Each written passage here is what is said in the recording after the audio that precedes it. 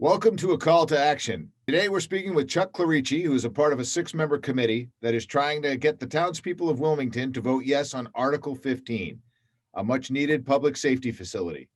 Now, full disclosure, I grew up in the Deerfield Valley where Chuck resides. I volunteered as a junior fireman, as a radio operator, and occasionally showing up to some fires there. In 2011, a new marker was put on the town hall after Irene came through the town, and it was approximately a foot higher than the previous marker that was put there in 1938.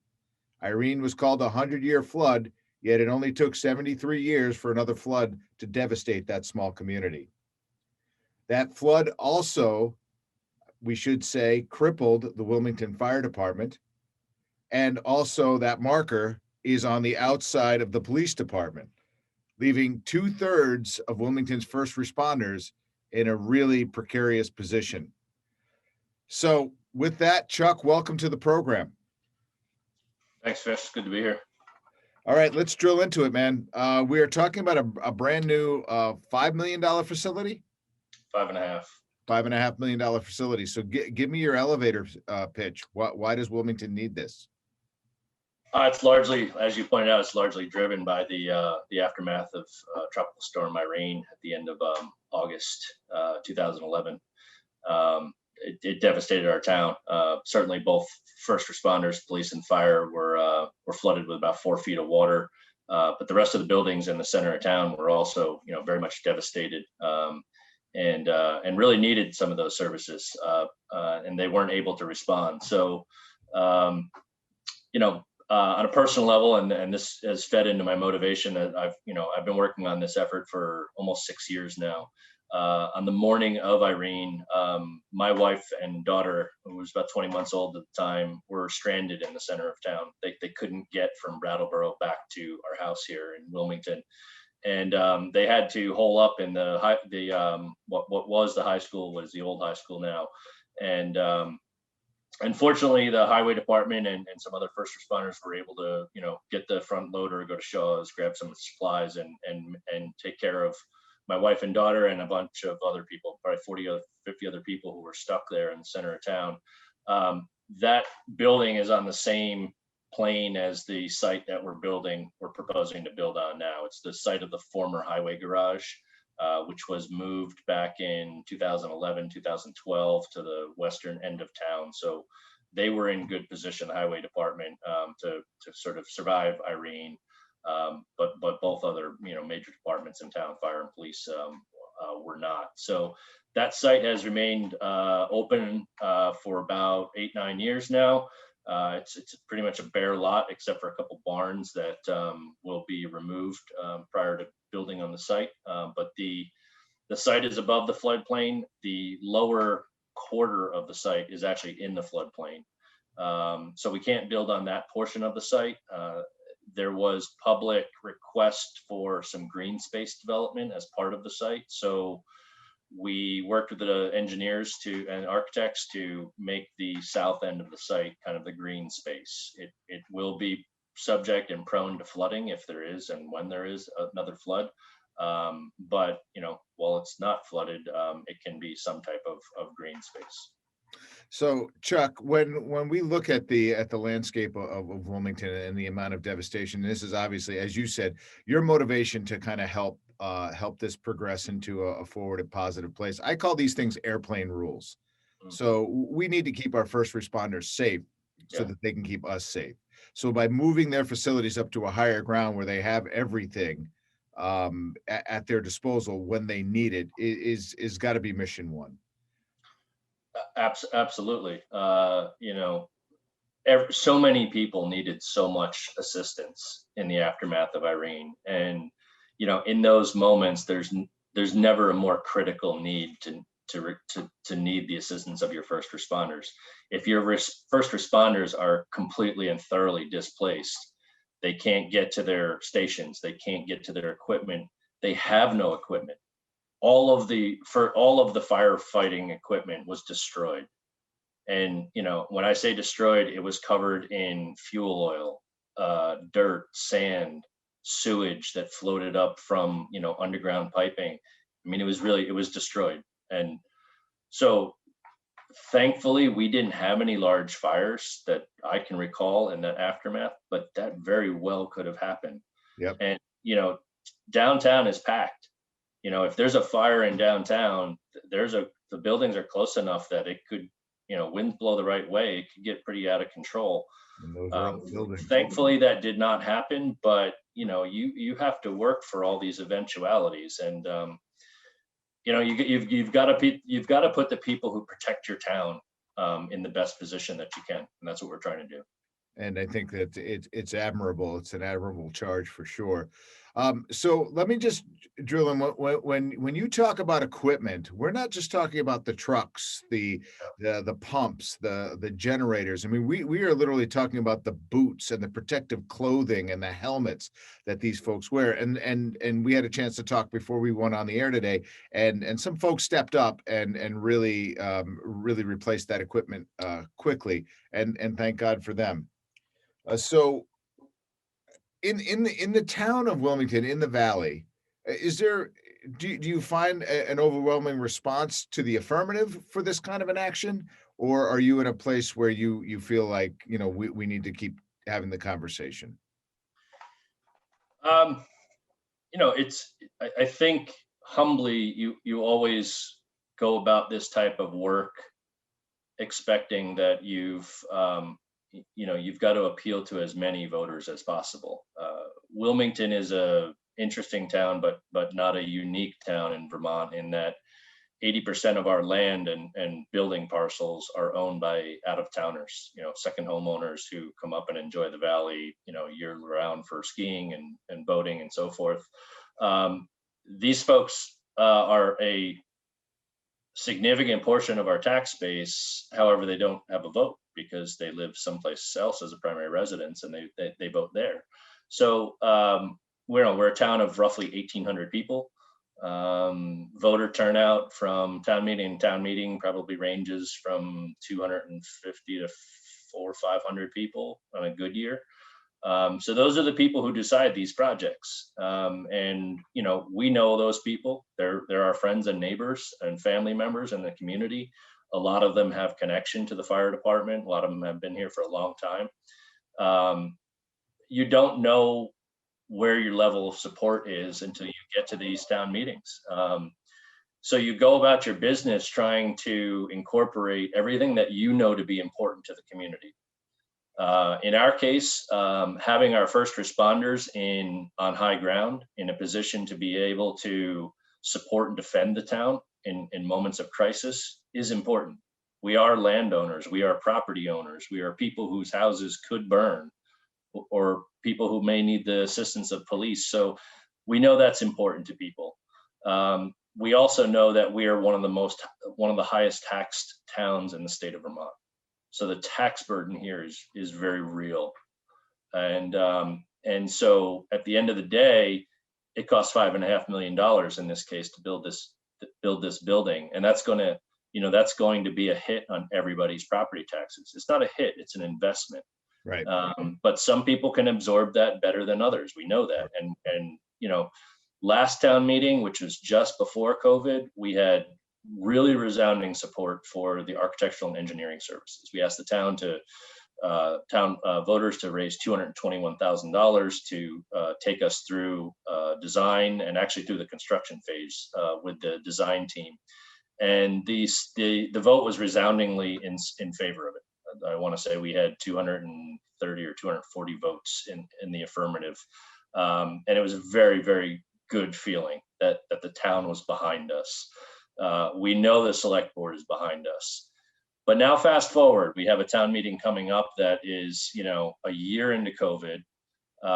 It's a $5.5 million project. It's spread out over a 20-year bond, but it's still a hit to the tax rate. So we want to be sensitive to all voters in town and remind them that there's never a great time to do this, but we have done our level best to design a fiscally responsible building that meets the needs of these departments in the 21st century. We've gone out to competitive bids, so we have about the best pricing I think we can get. And we actually have a very good GC with a lot of experience that we've selected if the bond vote goes through. So we have a very good plan, and we're hoping that the town will continue to support it, but we are not underestimating what we need to do this month to let people know, all of the ins and outs of the project and what they're actually voting on March 2nd. So let's break down let's where people feel it the most in their checking accounts and in their wallets. Yeah. At the height of the tax strain, let's call it, we're looking at about, if I've done my math correctly, roughly about 27 cents per day, about $1.91 a week at the height of what they're going to feel in their checks. Keeping in mind, as you said earlier, 80% of the tax base comes from second homeowners. So that is, for the folks that live there year round, that's for the voting folks. That should be a real plus. Yeah. So just to frame those numbers, and it's part of our public presentations that will happen on the 11th at 2 p.m. and again on the 25th of February at 6 p.m. We've worked based on a $200,000 property. The tax implication for this project, this bond, would be $20 in the first year, because in the first year of a bond you only pay interest, so it's a relatively small hit the first year. The full weight comes in second year. On a $200,000 property, the tax implication is $100. And then over the course of the remaining 19 years, it drops a little bit each year. And in the final year, it'll be about $78. So your 27 cents a day, $1.91 per week, is predicated on that $200,000 property. That is probably, I don't know if anybody's done the science on this, or the math on this, but it's probably around the average resident homeowner's property value. We have some very expensive second homes here, so their tax implication is going to be higher. But if you own $1 million home in the valley, don't you particularly want your fire and police in good position to help defend that place if it needs it? The 80% of landowners who don't live here, as I said earlier, they don't get a vote, so they, I think, kind of rely on us to do the right thing in town, and hopefully we do. I think that you will. Now, let's dial it back to August 28th, 2011. Irene begins to wreak its havoc throughout all of Vermont. It was felt up in Killington, up north, Grafton, Brattleboro, Wilmington, especially. On the 29th, I would imagine that everybody is fairly numb. I'm on the air. I get a call from the chamber director, chamber director at the time, Laura Sibilia, about the devastation in the valley. Having grown up there myself, and just hearing the description of what was going on there, it was a tear-filled phone call. It was really hard to take, and when I showed up finally a few days later, it was really hard to walk down that main street. But again, 2/3 of the first responders were basically kind of crippled. How long did it take before, let's just deal with the fire department? I mean, it's not to take away from the police department, but to me, the fire department and that level of service is kind of what was needed more so. Not that the police department wasn't needed, not that Deerfield Valley Rescue wasn't needed, but the fire department is, I think, going to be running point on that. How long was it before that department was up and able to operate somewhat normally? It's what's normal. It's within a few weeks. It's not that they ever stopped working. It was all hands on deck. Anybody who could get to the station and who could contribute was contributing. Bill Spurka, who's on the fire department now, is you're familiar with Bill. You worked with him back in the day. He gave me some anecdotes from the morning after Irene, and I don't know is it okay if I read a couple? I would love for you to do that. Pieces from what he said. The whole Irene experience was a nightmare. Leadership in the town was non-existent. The fire and police departments worked together to maintain some sort of sanity. Of course, since it was a major weather event, The fire department was only able to get 8 members to actually respond. The police had 2 that I know of. A far cry from full strength due to the fact that others could not get to town or had to stay and protect their own property. Getting the National Guard here was a bright spot. They helped shore up low manpower numbers and were able to disperse areas we could not get to. And I want to stop there for a second before I continue. I never in a million years imagined seeing the National Guard in our town. It was beyond surreal to see these gigantic vehicles and armed personnel in our town, because our first responders were not able to protect building owners from looting. Not that we had looting, thank God, but you don't know what can happen in a moment like that. So it was very surreal to see them here for the better part of a week or two, if I recall correctly. Let me just continue here, because there's a couple other really salient points here that Bill mentions. After Irene, the fire station was trashed. The water level in the station was 4 feet deep. The whole station, mud was 4 to 6 inches deep on the floor. And I say mud, but it was also silt, fuel oil, sewage covered all of our firefighting gear. Pumps and generators were drowned and full of sand. All of our records dating back to the 40s were lost. The department now had no history whatsoever. And he goes on a little bit to talk about what the cleanup effort looked like, and getting his personal tractor in there and scooping the mud and gook off the floor of the department, and stripping down the walls to the bare blocks so that they could mitigate mold development. On one hand, thankfully this storm hit at the end of August. It was really hot that year, and buildings weren't subject to freezing or anything. But this could have happened in January. I mean, we have a lot of snowpack right now. If we get some crazy weather storm that turns, to 60 degrees for the next 3 days, this town could very well flood again, and then turn back to freezing conditions. And that's a whole different mess and a whole different risk of life and loss.